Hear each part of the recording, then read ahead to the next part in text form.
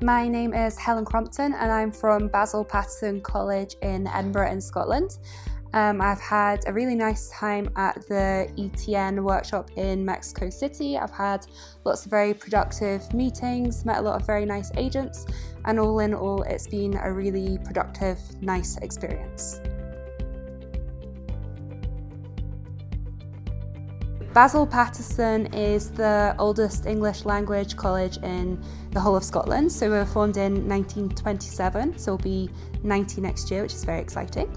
We're a very special school because of the personalised experience that we give to our students. So every student that comes to Basil Paterson is treated as an individual.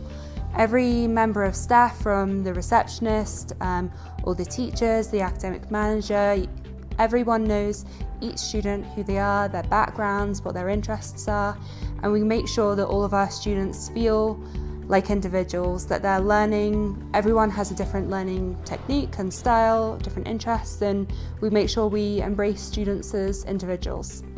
Obviously, learning outside the classroom is as important as learning within the classroom. So we make sure that really the world is our classroom, so lots of classes will take place outside, so maybe in an art gallery or in different places of interest in Edinburgh.